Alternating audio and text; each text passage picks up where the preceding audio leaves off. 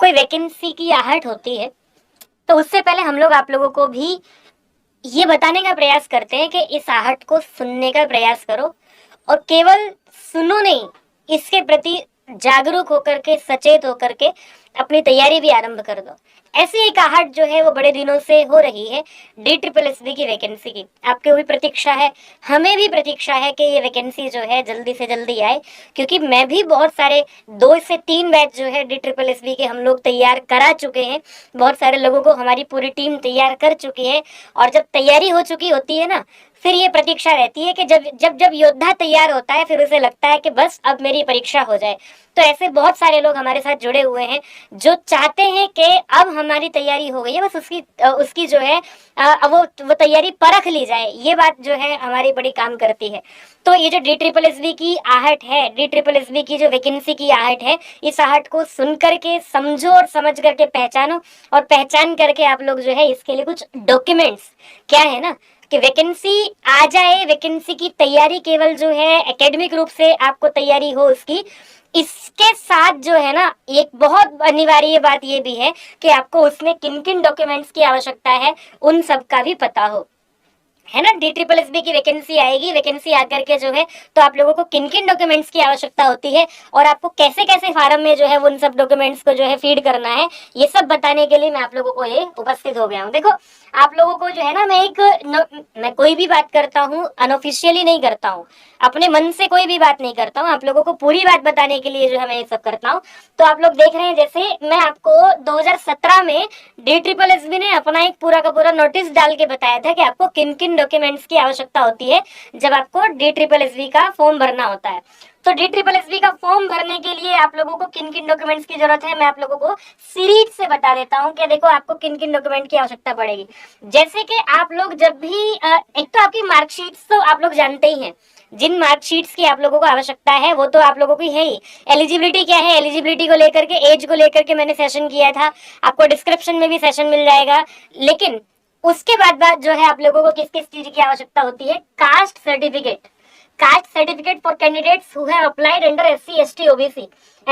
OBC में जिन्होंने apply किया होगा उनको कास्ट की सर्टिफिकेट की जरूरत होगी। एक बात और है, आप लोगों को कास्ट सर्टिफिकेट केवल और केवल सेंटर का मान्य होगा, ये बात ध्यान रखने की है। DSSB की वैकेंसी बहुत पेचीदा है, अगर आप लोगों को डॉक्यूमेंट्स की सही जानकारी ना हो तो आपको कास्ट सर्टिफिकेट जो है वो भी सेंटर वाला, दिल्ली लिखा हुआ है ना। अगर आप ये चाहते हो कि SC ST में आवेदन करना है, मान लिया किसी को, और है वो अदर स्टेट का, तो अगर उसके पास सेंटर का SC ST है या सेंटर का OBC NCL है, फिर जाकर के ही वो आवेदन कर पाएगा। नॉन क्रीमिलेयर जो है वो भी उसको जो है दिल्ली का सर्टिफिकेट यानी कि सेंटर का सर्टिफिकेट चाहिए होगा उसको। अगर आप अपने स्टेट में, मान लिया यूपी में, राजस्थान में या किसी और स्टेट में जो है वो आपको अगर आप वहां हैं और वहां आप SC ST OBC में आते हैं और यहाँ मान्य नहीं होंगे जब तक आपके पास सेंटर का सर्टिफिकेट नहीं होगा। तो ये तो बहुत बड़ा महत्वपूर्ण रोल प्ले करता है आपके जीवन में, अगर आपको DSSB दिल्ली में वैकेंसी, दिल्ली में आवेदन करना है तो। फादर का भी कास्ट सर्टिफिकेट चाहिए होगा। अगर एप्लीकेंट जो है ना